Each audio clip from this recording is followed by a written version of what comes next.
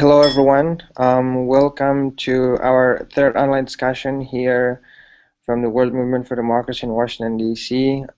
This discussion is in a series from my Hurford Fellowship for the World Movement for Democracy here at the National Endowment for Democracy. This discussion is titled International Aid and Civil Society, the Overdosed Pills.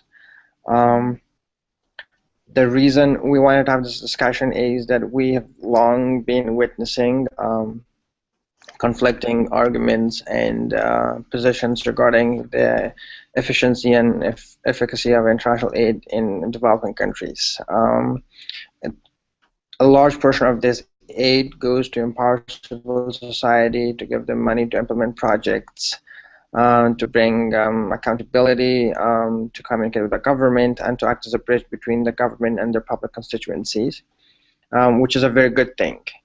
But also, some people argue that international money detaches civil society from their local constituencies, and most of the time because big donors like USAID, like DFID, and other governmental organizations, international organizations who send a lot of money to these countries, have their own priorities, and small organizations who work on the ground often are forced, in a sense, to focus on the priorities of donors to get funding instead of needs on the ground. In some instances, like currently in Russia or in other East European countries like Azerbaijan, like Belarus, like Ukraine, these organizations are facing a serious legitimacy problem. The government claims that because you receive funding from other countries, you are working against the interests of our country.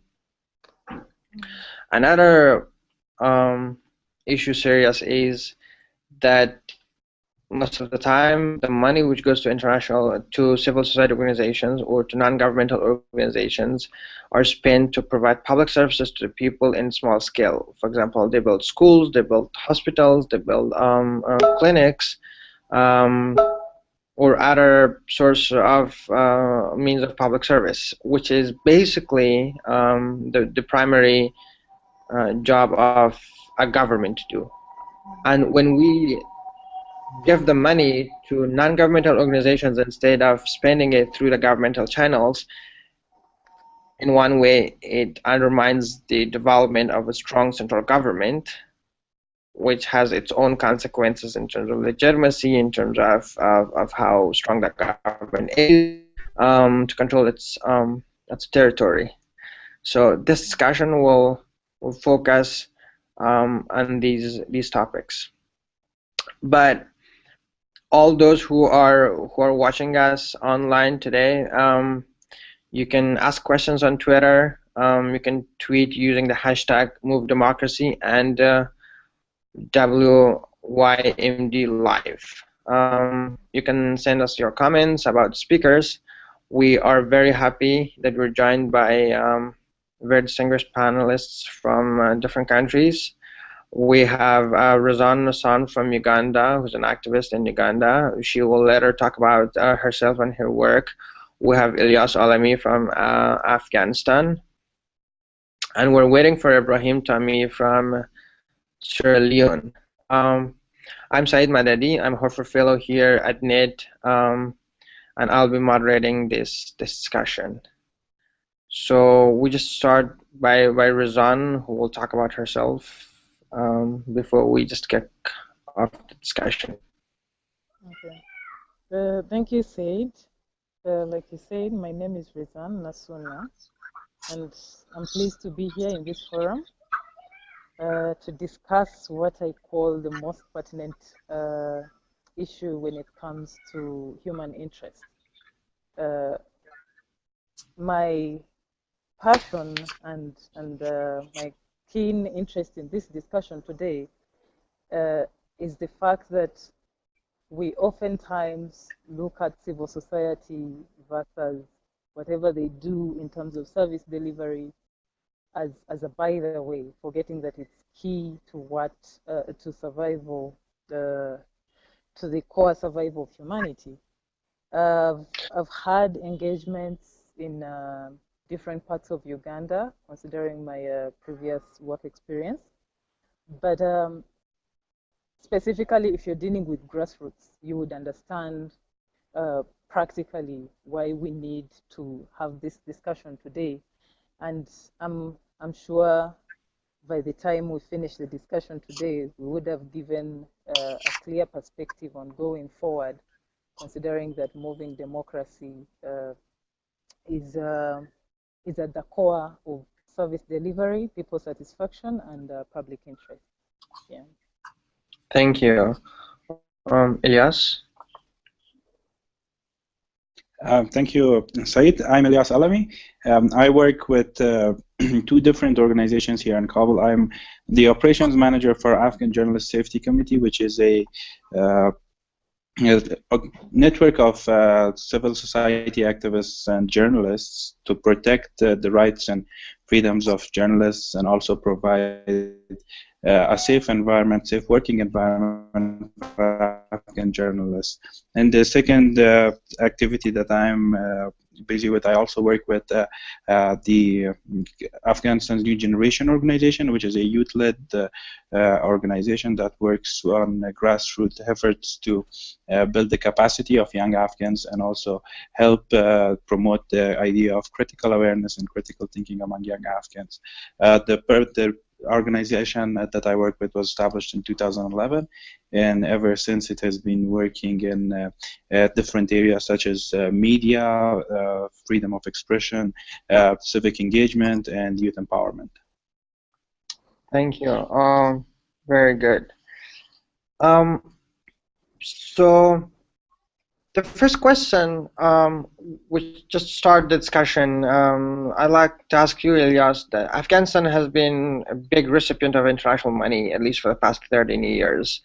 More than 40 countries have had troops, and with those troops, they also spend a lot of money on civilian activities, which also the Afghan government claimed that most of those money were spent were directly through the international organizations or through non-governmental organizations who are subcontractors like civil society organizations.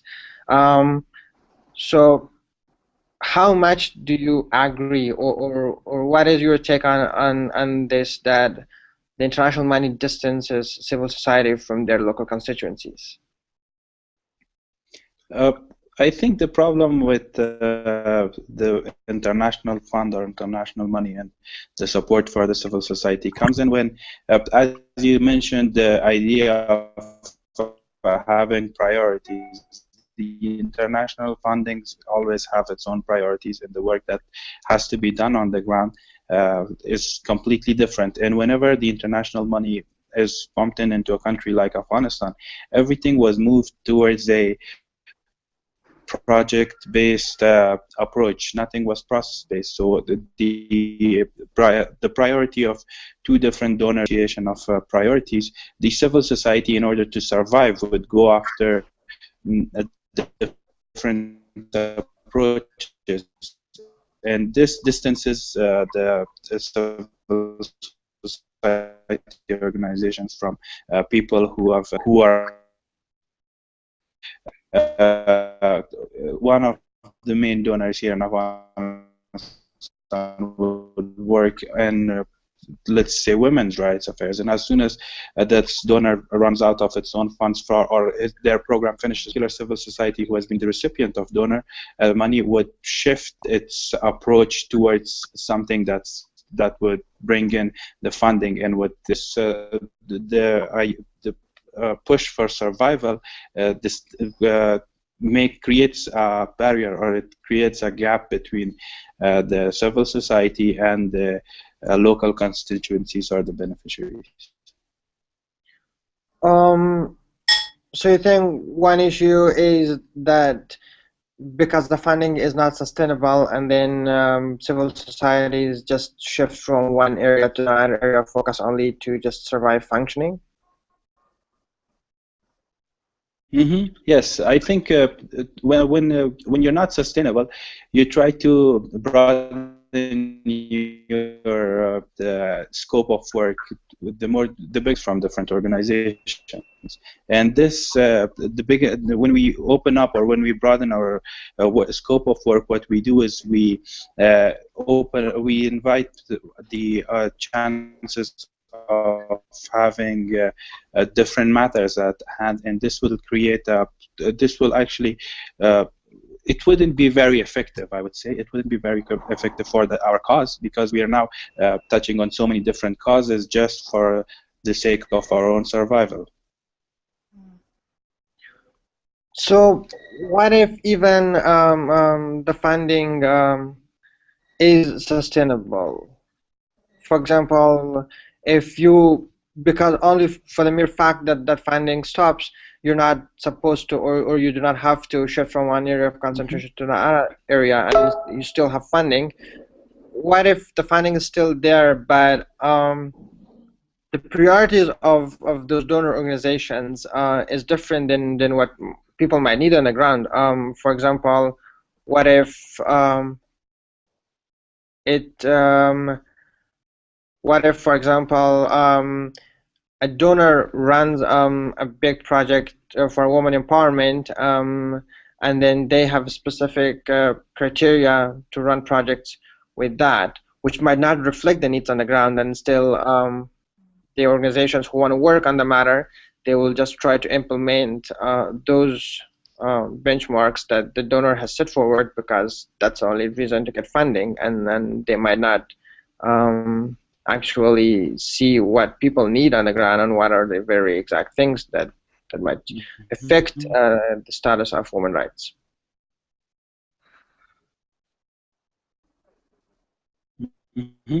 I think it's we have so many civil society organizations, but the whole idea of having a civil society is supposed to be the third part of the bridge between the government and the people. But in a country like Afghanistan, civil society is not playing that role. Civil society is going towards or going for the fundings, and whichever priority the donor agencies set forward, they would automatically follow those agenda of those priorities or those benchmarks. And what it does is it does not provide feasible and sustainable solutions for the problems people have. That's where the problem is in a country like Afghanistan. Rizan, how are the situations in Africa, and especially in the context that you work? Does Uganda also receive a lot of international aid, and does this aid comes in big portions to civil society organizations, and how much civil society in Uganda run on international funding? Okay. It's an interesting question, considering the current situation that civil society organizations are operating in Uganda. The country is currently battling with a regulation that is before Parliament, that is subject to discussion regarding civil society operations in Uganda. And of course, funding is one of the key elements that is on the table. From Ugandan perspective, civil society organizations are expected to operate from self-generated kind of income and not necessarily being donor-driven, not the basis on international aid. But of course, we all know how civil society organizations in Africa operate and the kind of resources they operate with. I've worked with a number of civil society organizations, if you consider at the different levels in terms of community, regional, country-based regional levels, and at national level. And if we are considering issues of financing and considering the existing regulations, you notice that there's a discrepancy between the two. Local, for example, community-based organizations, mostly funded by community interests and those few individuals within the community that have interest in seeing this organization running. And depending on what their interests in the matter or in the focus of the organization is. And at the regional level, you, of course, when we are talking about sub-county or district-based civil society organizations or NGOs, you mostly find those that are tagged to local government kind of establishments. And now that is where you start to see the change of focus from those that are community-based, that are actually addressing a community-based problem, to those now that are moving into the government-oriented agendas. Because once you're speaking about local government, you're of course likely to be incorporated within what the local government work plans are, for example. Now, when we come to those that are operating at the national level, in most cases, you'll find those that are predominantly donor funded, and they completely depend on international aid. And this is where the battle now begins, because when we are talking about those that are funded by partners, for example, these are the same partners that are funding the government initiatives and government programs. And in most cases, we all know there is usually that clash between who is doing what, especially at the national level. And of course, we are most likely to see now the biggest clash and battle for funding, and with which I usually call the scramble for funding, because that now takes you back to who is going to implement what and what interests they are. It's more so the winner take it all. Now, it's at this level that you'll find the government coming up with all sorts of stringent regulations to curtail civil society organizations from getting the biggest, the lion's share of whatever funding is put on the table. And of course, although there are challenges we cannot overlook in terms of civil society operations, you will find that there's also an element of survival, the survival mode that Elias has been talking about. It has now become more of personal survival, personal, how much do I get out of a given initiative, right? And that takes us back to what you're saying.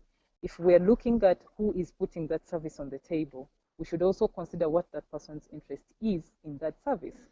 Because we all know the unemployment rates in Africa / Uganda. And you will find that people get into civil society work not necessarily to deliver a service or to address a need, but rather to survive as an individual. So whatever you're getting in is what matters. And, excuse me, and then you find civil society organizations that almost their interest is into, and for example, their daily work is into proposal writing. Because once you don't have those proposals running constantly, there's no sustainability that Elias is referring to. And that sustainability also comes into the need to show results. Because at one point, you want to have something to show so that someone somewhere can give you more money to push whatever agenda you have, whether it's an individual agenda or whether it's a community agenda. But coming back to Uganda and the African, the continental kind of civil society situation, we see a shift in the trend towards civil society operations on the continent.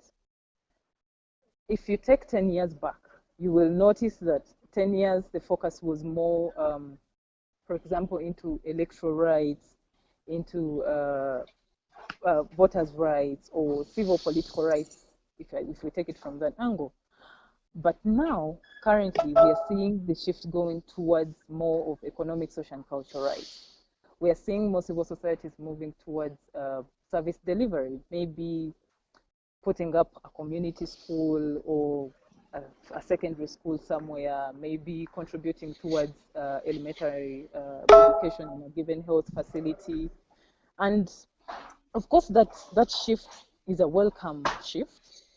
But if we are continuing to depend on international aid in terms of service delivery, in terms of civil society survival and operations, then I clearly believe we have a problem.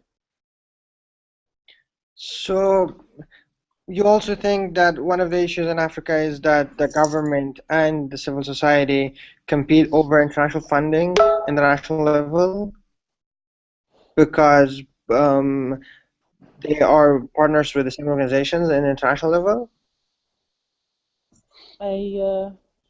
Sorry, I beg your pardon? So do you say that in Africa, civil society organizations also compete with governments over funding? So because the same organizations provide funding for the government and it also provides funding for the international for the civil society organizations. Yeah. But in the local level, you think there are more community-based funding and more people-owned systems which doesn't run on international aid? Those are there because if we draw now back to the African context, based onto the African culture and traditions, some communities still have that as a survival mode. Yeah, the community kind of get-togethers. This is our problem. How do we solve it? And that is also moving towards communities generating their own solutions that are not necessarily donor-driven. They are based on this is our current situation, this is what we want to see, this is how we want to see it. But of course, that still raises the challenge and the question of if that is what the communities are doing, how far can that go? It would be, for example, if I use the Ugandan example, we come from villages to parishes, to sub-counties, to counties, then districts, yeah? By the time you get through all those systems and you're starting with that first local person who is based in that village, how much more can that person do and how far can that support go? Of course, there are issues of sustainability. How sustainable is that? And how does that fit into the bigger picture, which is the national picture? And when we were beginning, when you mentioned something to do with the demand-driven kind of services, now we know the primary responsibility of service delivery is in the government, and whoever chooses to undertake a service delivery, for example, at a community level, at a sub-county level, somewhere, somehow, you must have an endorsement of the sub-county leadership, because it's those leaderships that feed into the structures of leadership, which would start from the traditional structures to the political structures. But coming back to what you're saying in terms of community-based initiatives, they are purely not sustainable. These are initiatives that are just depending on individual drive, and in case, God forbid, the community leader passes on, that means that initiative dies, and there's no survival, there's no continuity.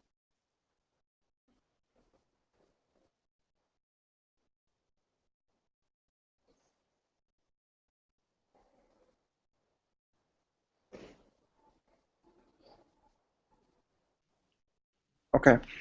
Ilyas, just get back to you. Both of you agree that civil society organizations that are run through international money are not sustainable, and one of the big problems for them is when funding shifts or when priorities of the donor shifts from one area to another area, so they are just struggling for their own survival.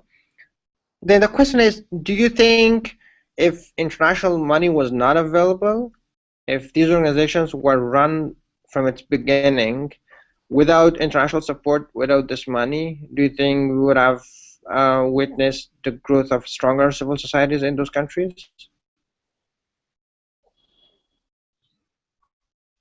Unfortunately, I would say no, because because if the support of international community or if the funding from international community didn't exist, and I think we wouldn't see a growth in civil society, because the idea of having civil society actually came from the donor countries, and the countries like Afghanistan didn't have a background of having civil societies. So what the civil society in Afghanistan is actually the propeller of most of the development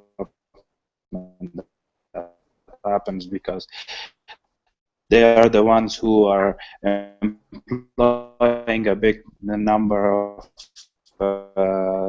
citizens of the country, and they are the ones who are the ones that bring up the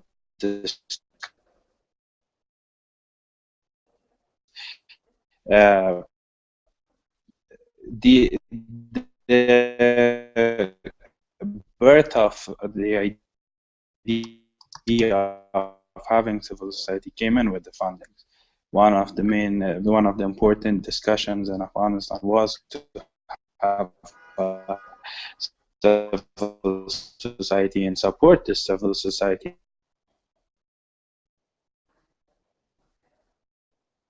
Hello?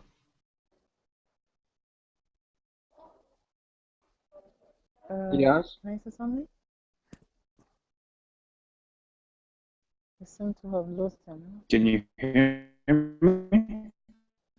Yes, we're hearing you, but not so clearly, unfortunately.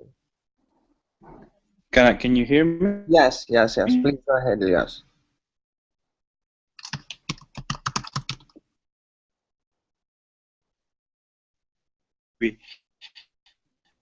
The internet maybe have some disruptions. Did you get Yes. my point? That I have to go through it again. No, go ahead. We followed you.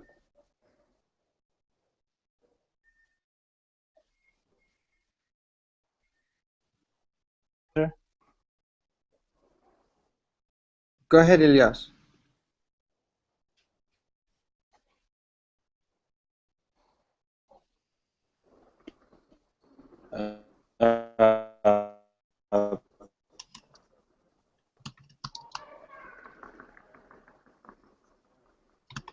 Do you have me?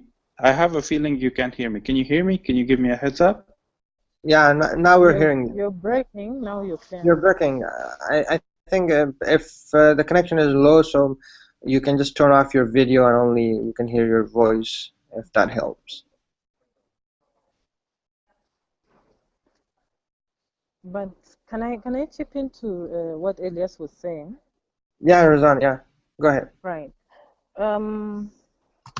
My only we have very strong civil society networks and individual civil societies on the continent and in the country in particular.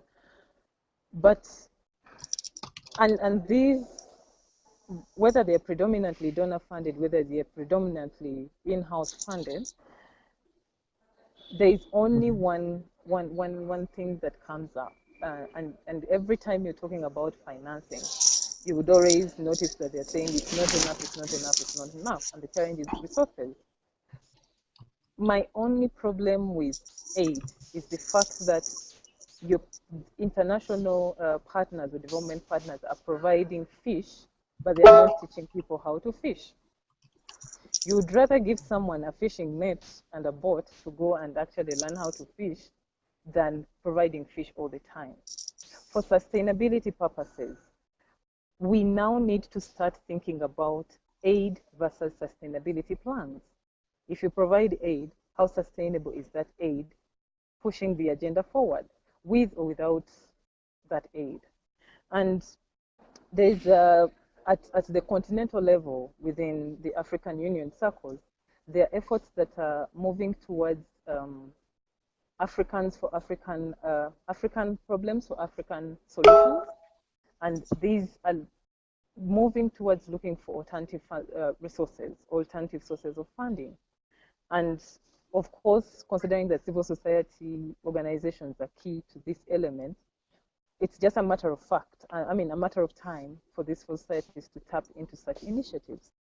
And that would be very key in avoiding the dependence syndrome in terms of international aid. Because even development So partners, even donors, you think if we give longer time for civil society development without international aid, results, we would have growth of stronger civil societies without international money. It just needs more time to grow. I honestly think yes. Because every financial year, for example, whether it's a calendar year or financial year, depending on what the donor is using, it comes with its own interests. It's the change of focus. It's the change of resources. You could have given, for example, someone $1 million last year, and you're giving them $500 this year, 500,000 this year, and then maybe next year it's 2 million. That inconsistency, it also kills focus. It also affects results.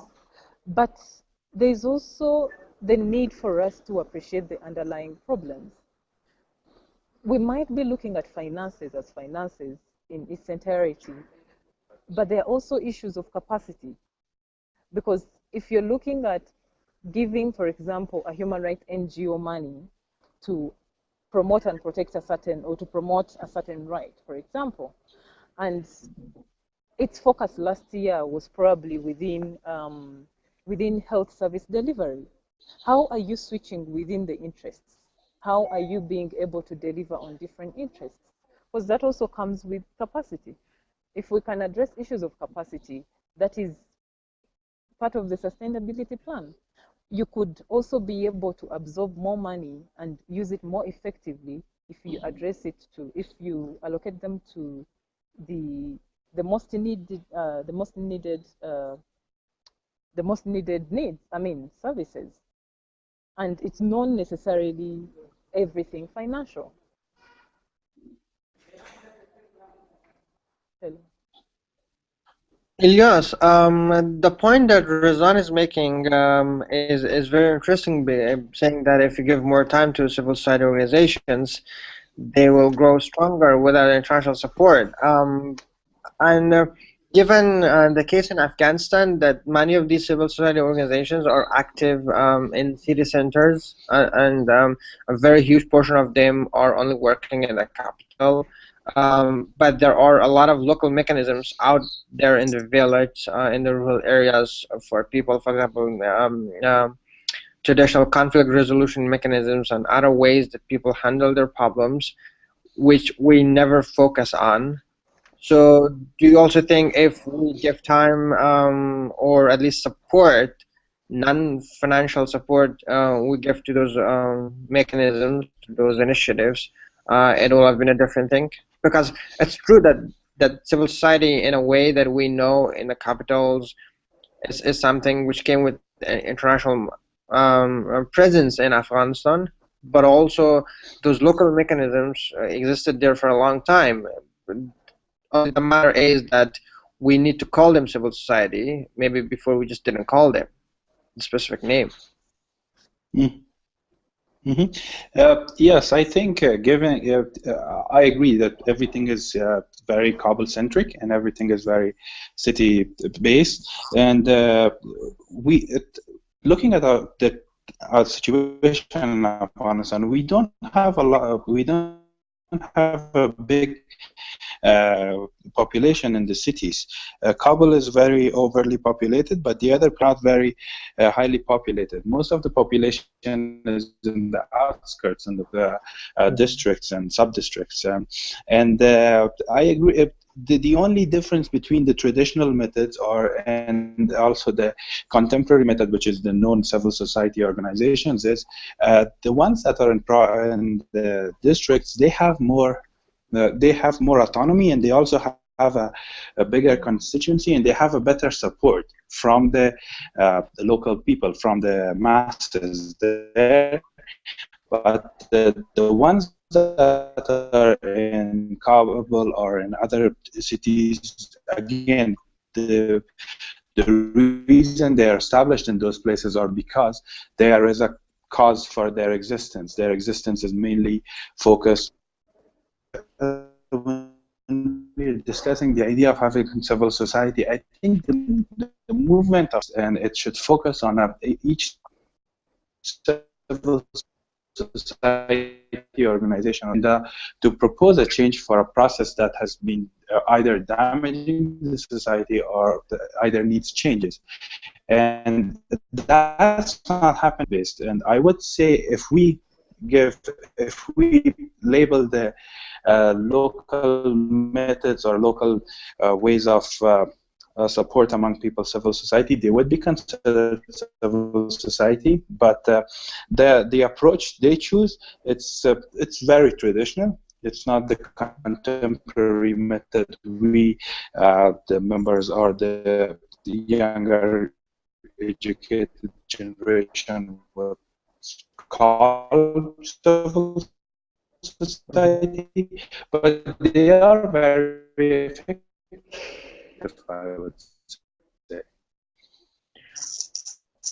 So, do you think so? The fact that you say they're very effective in the local level is that the international, whether international money also they can work, but for the civil society organizations that are in the cities and capitals who receive international money, one of the main things that they get with the money is a very big support. For example, in many instances, when the government doesn't hear you, or you have an opportunity to pressure them through your donor organizations who might be able to push the government for some reforms. For example, in 2009, the law of against violence, the law on elimination of violence against women in Afghanistan was not supposed to be passed in the parliament, but it was only a lot of international pressure that President Karzai just signed the law as a presidential decree, which was in place. So if that support doesn't exist in the very early stage of civil society growth, do you think they'll still be as effective as we expect them, especially when we're talking in the national level that they want to impact on policies and they want to, for example, keep the government into account? Mm-hmm. I think if it's people-led, it's much more effective than if it's donor-led, because when a civil society gets the support of a donor, and then this donor uses its leverage to pressure the government or pressure any of the other group, what it does is, especially in case of Afghanistan, it creates a misconception among the people, and the civil society organization and the grassroots movements, what they would this labeling would actually harm their name. This labeling would actually affect their effectiveness. So instead of being very much donor-led, I would think it's better to have people-led civil society.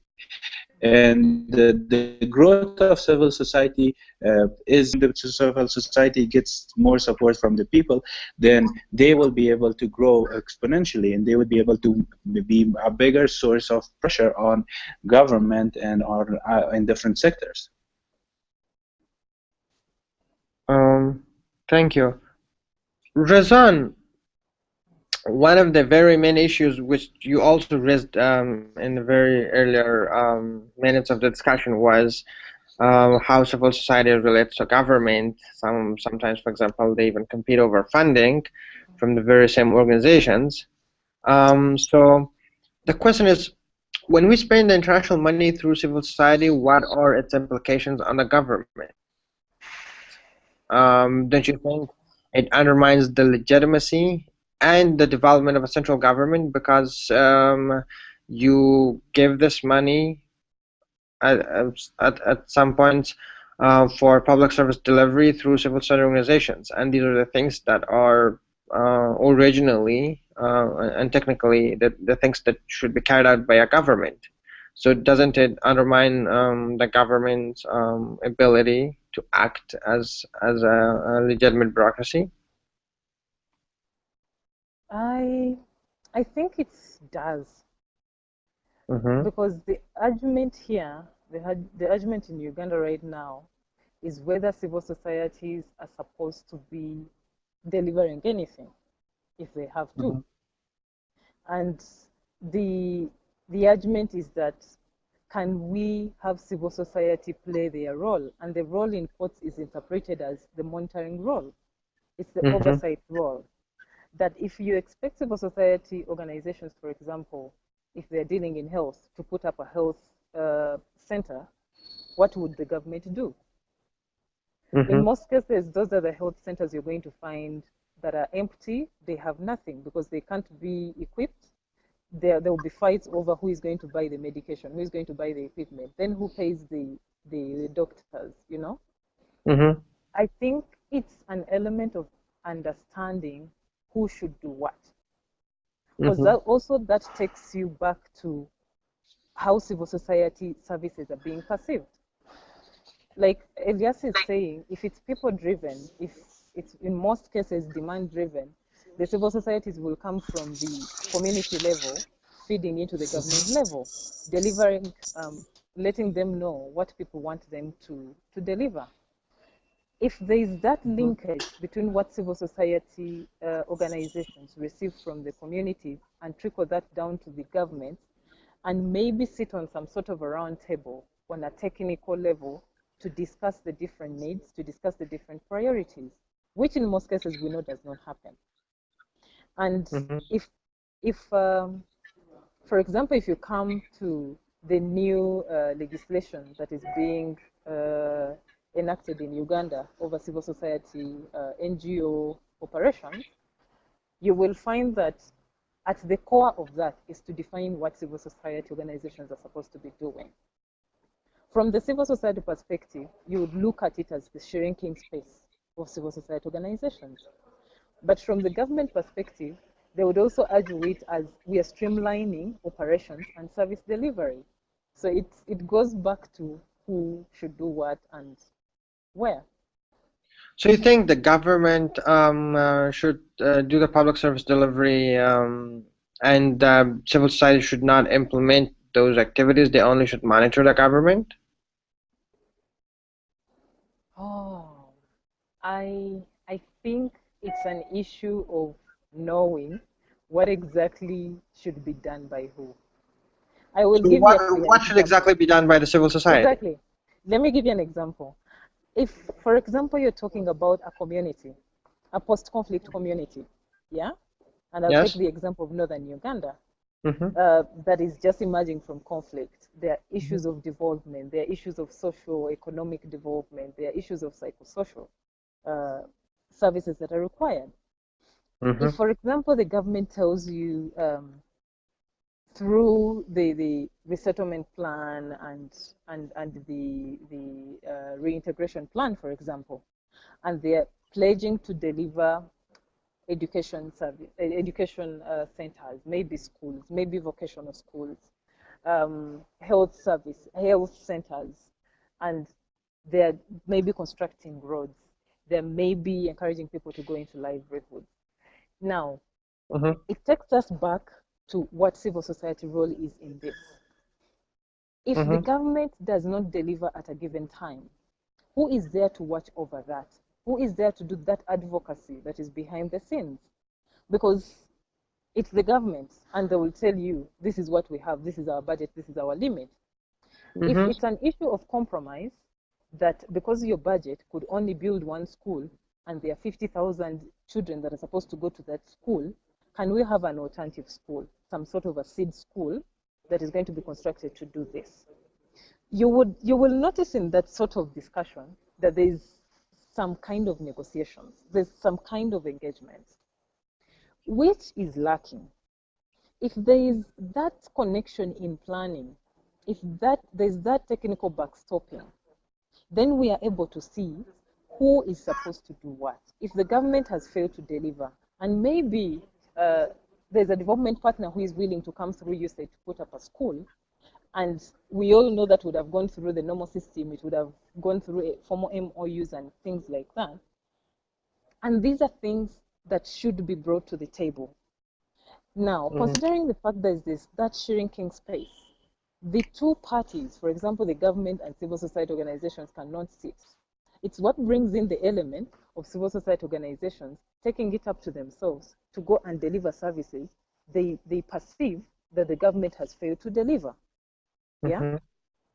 And in that case, it leaves you, if for example, you're a development partner, and I'll use an example of USAID, you're giving the government a certain amount of money towards education, improving the education system. But you're the same USAID that is giving, for example, Northern Uganda Rehabilitation Center, the same certain amount of money to construct a school in the same place. Is there some sort of groundwork that is done before? Is there some sort of understanding of the situation that is leading to the failure of the government to deliver on one hand and requesting civil societies to chip in? You see, it's my kind of dilemma. If we don't understand the roles of the different actors, then we are going to be at loggerheads. Thank you, Ilyas. So what basically Razan is saying, that the government and the civil society should be in a constant communication and sense of understanding to know which one of them should be doing.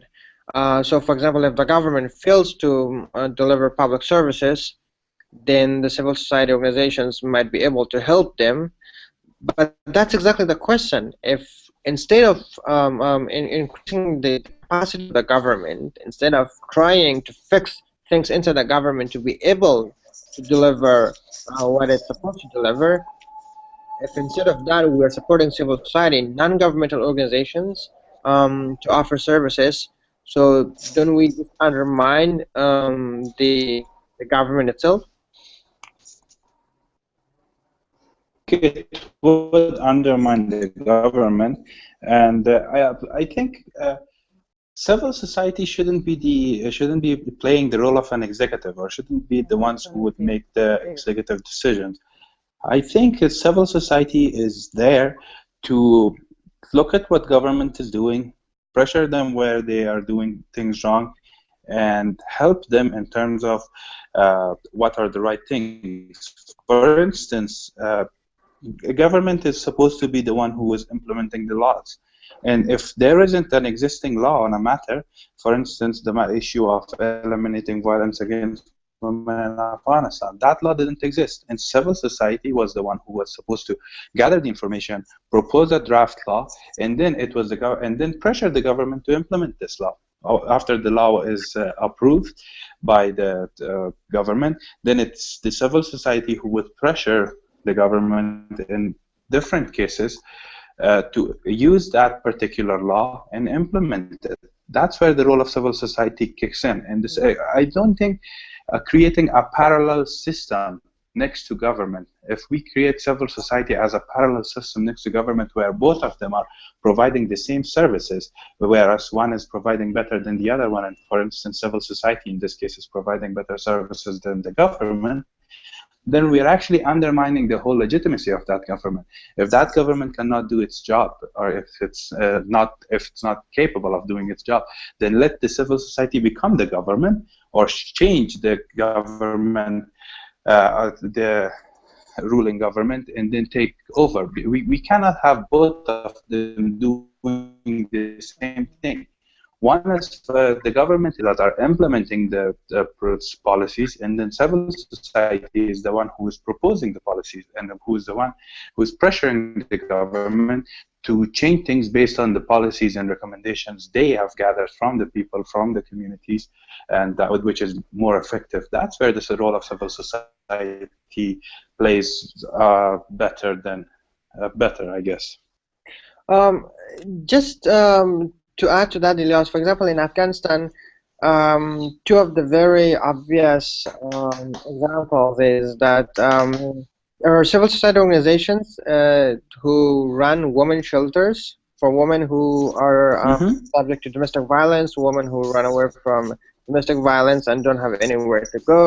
These civil society organizations offer them shelter and protection and legal protection, which in a sense is something that the government should be doing. They also, for example, there are some civil society organizations, some NGOs who run centers that treat drug addicts, right? The government has been very, very ineffective in Mm-hmm. dealing with the addiction problem and with the drug problem at all in Afghanistan. And these civil society organizations, though they are operating in a very small scale, but they are effective. So what do you think? Like we should stop them. We shouldn't allow them, or the international community or donors shouldn't give money to them to operate. I think the second example you give, where the matter of drug addiction, I think uh,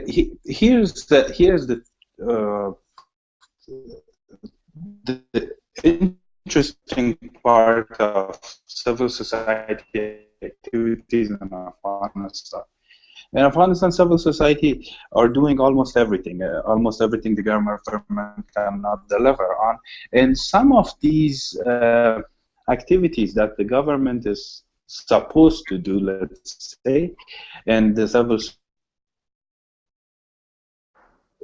widen the approach, widen the spectrum of the solution, and the civil society is doing very good in some cases and providing services for the people, but it's very small scale, and it's very small scale, and a lot of people are not being affected by it. Well, the government cannot do it, but we are giving it to. But the government should be the ones who should be giving it to the local NGOs or the local through subcontracts. Because if we do it through an international organization, then again we are delegitimizing everything. Why isn't the support coming through government for the civil societies? I'm not against government supporting civil societies and providing services, but what the problem is, if and I'm also not against the support of donor agencies for civil societies, but there has to be a channel or a mechanism through which the funding or the support that comes in for the civil society should go through. We cannot delegitimize who would at the end account or understand what the effects or the positive changes that the civil society has done. And in that sense, if it goes through, if it comes directly from agency to the civil society, then again we are destroying the image of the government among people. We are showing an incompetent government. So what is really the solution? Because yes, we should support the government to work, but most of the cases these governments are unable and do not have the capacity to spend. For example, currently the Afghan government even is not able to spend almost half of its developmental budget annually, and there's a lot of corruption, and then so what is the solution? I think one of the solutions can be giving the services that's provided to the people should be done through government contracts, but government should be the ones who are overseeing the project. They shouldn't be the ones who are implementing the activities, because corruption and also incompetency of the government shows that the government cannot deliver. And in some cases where it's very, in some hostile environments in Afghanistan where conflict is still ongoing, government is not, nobody would like to be part of the government, and there is no good support for the government. So in that case, it should be done through government contracted projects, which would be implemented by either civil society or the private sector. Because private sector and civil society would be able to deliver better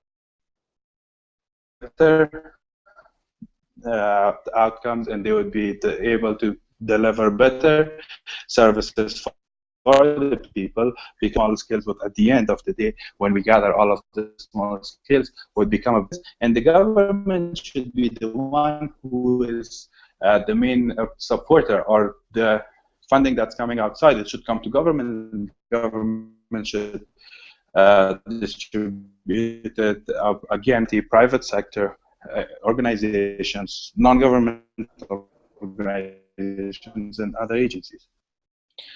Razan, it seems that you also agree with Ilyas that the funding should go to a government, and then if government needs, they will subcontract projects to civil society organizations. But my question is that I think the problem still is there, that the funding, as long as the funding is controlled by the government, and the government doesn't have the capacity to spend the fund properly, and with prosperity and accountability, there still will be problems with implementing these projects. So, and that's one of the main reasons that international organizations and international donors have a hard time trusting governments, and that's why they don't give them money. So, do you think if only we just connect civil society with government, it will work? Because another concern is that civil society should be independent in order to keep the government accountable. If the source of funding for civil society is the government, then how do you draw that line between civil society, between private sector, and between civil society and the government? I totally agree with Ilyas, and the issues you're raising are also very pertinent issues. But starting from the issue of accountability, if civil societies are supposed to hold government accountable, and at the same time their service, they deliver services, who holds who accountable? Because they would also need someone to hold them accountable, you see? I think it's important that we understand and appreciate the issues of division of labor here. If the government provides the service, who holds the government accountable for effective service delivery? It also takes us back to the person who identifies the priorities for government. If we are talking about capacity for government to deliver, and the government to deliver the different services, maybe that is our starting point. Because if the government does not have the capacity to, then someone somewhere has the capacity to fill in that gap. If it's about needs assessment based on the community or on the area that needs a particular service, and there's a civil society organization that is working in that area, how about bringing them on the table and talking to them, because they are closer to the people and they probably understand people's problems more than maybe the minister of trade or whoever it might be. Do they? They do in some instances, considering the kind of relations. If you, let me give you an example. If you have a situation where the minister or a given ministry intends to undertake a project in an area, it's not going to come from nowhere. It's not operating in isolation of other players. And it's what I don't want us to look at civil societies as independent players, because you're independent but feeding into a certain system. If that ministry does not interact with the key stakeholders on ground, chances are high you're going to duplicate efforts. And if you, the key stakeholders on ground, cannot feed into the government or into that given ministry's initiatives and planning, then we have a problem on delivery. And what I have been advocating for a while now is strategic partnerships and alliances. If a given partner wants to give a civil society organization money to do something, it shouldn't be duplication of efforts. We should understand what is within the government's annual plan that we can fit into and fill in the missing gaps.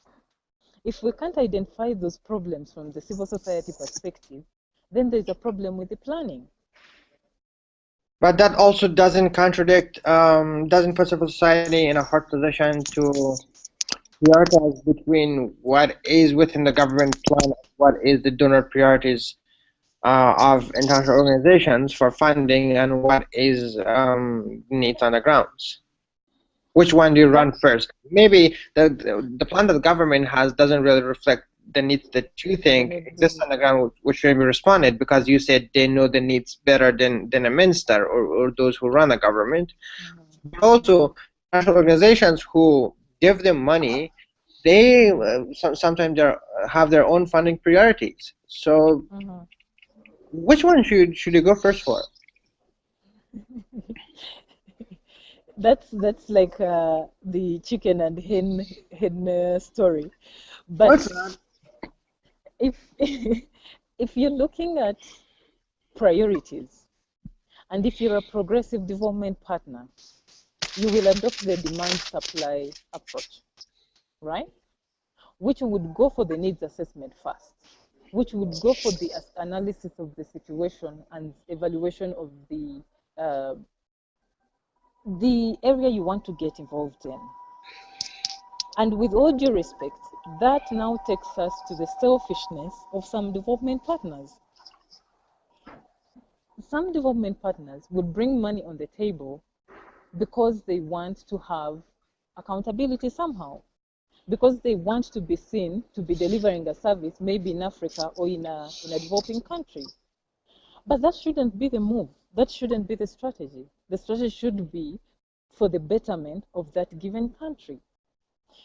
If, for example, you sit on a round table with a development partner and you may be a national civil society organization that understands the context where you're coming from, that understands the needs of your people, that you want to develop or you want to provide a service to, then put that on the table.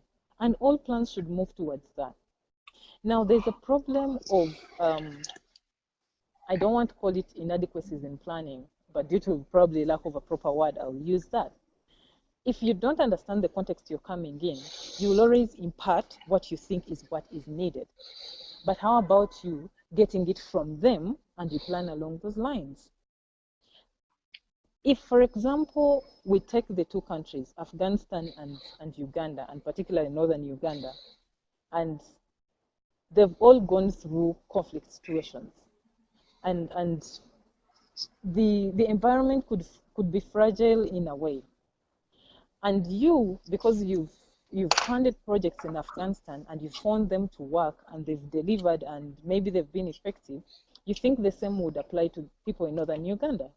But the needs are different. The context is different. The cultural backgrounds are different. The understanding of your coming in is different. You will come in and you will find people asking you for books, asking you for clothes, asking you for shoes, asking you for this. And yet, you've come to build, to construct roads. You've probably come to do something that is completely off their needs. Now, it takes us back to the needs assessment. Thank you, Rizan. Elias, one of the main issues that we've been talking about today is the concern over legitimacy and how international money affects that, both in terms of how it could undermine the legitimacy of the government when we give money to non-governmental organizations, but also how this money undermines the legitimacy of these organizations themselves. For example, in some countries, when they criticize the government treat them as those who, the worst case is they just call them foreign agents. Like now in Russia, the Putin government treats civil society as they are literary agents of foreigners betraying their national interests. The same thing is almost happening in Azerbaijan and in many other countries. So how can we mitigate the drawback to have this international money, spend it properly, which could empower civil society, but also to make sure these civil societies are connected to their grassroots levels, to their local constituencies, and are enjoying a high level of legitimacy, which helps them to keep their governments accountable.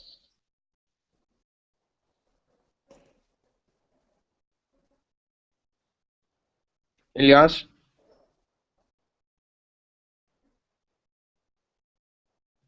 Ilyas, do you hear us?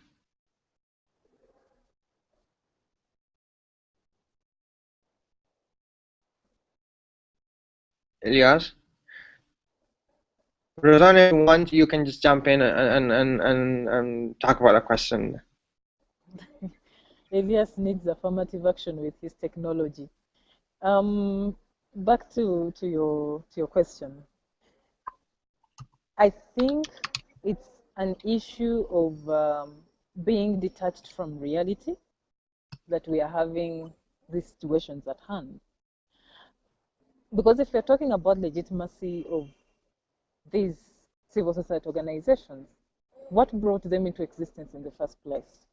Because we know at the core of civil society organizations is its development, its service to people, its growth, its contribution to existing efforts. But what is the reality on ground should be the issue that informs their agendas. Yeah.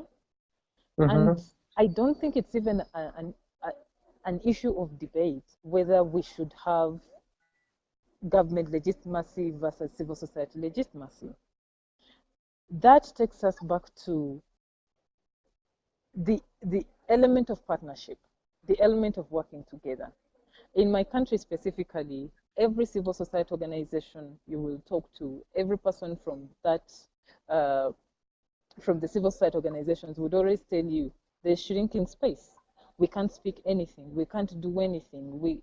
Even having to renew a certificate is a hassle because they are looking at you as probably an Oxfam affiliate. Maybe they're looking at you as a USAID affiliate. Maybe they're looking at you as this or that. But if you're detached from reality, if you're detached from the people you're supposed to serve and the people you're supposed to work with, that's exactly what is supposed to come up. The question should be, how best can we bring back civil society organizations and government as key partners in development on the same table to sit, plan, and work together? And how do you want to do that? It doesn't matter where you're getting your resources from, because chances are high, and for example, in the Ugandan case, you will find European Union funding a government project, but funding a bilateral project with a given civil society organization. And in just doing that, you're already creating a rift between that civil society organization and the government organization, because in their rightful state of mind, they would tell you that maybe that money was supposed to supplement our budget. But now that you're giving it to that organization and we're almost doing the same thing, we will find a way of tightening their nut, and they are not going to do anything.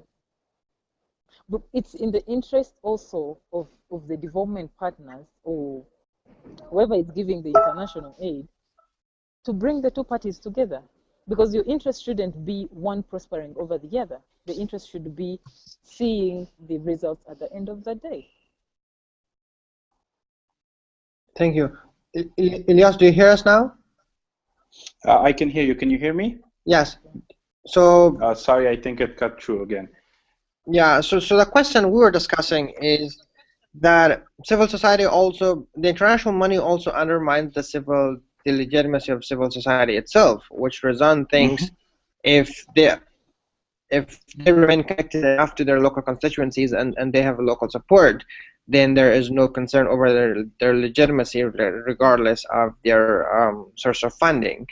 But for example, experiences from other countries, from Russia, from Iran, from many of these countries that are run indemocratically, show that civil society organizations who run through international money are labeled as foreign agents, as those who almost betray national interests and do not consider the priorities of the country at first.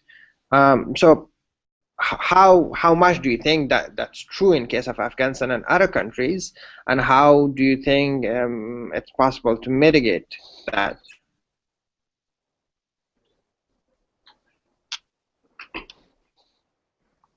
I think in Afghanistan, most of the civil societies, they don't have the trust of the people. They weren't able to build a strong trust between them and the people they should having, and then that's why they, in some cases, they may be victims of being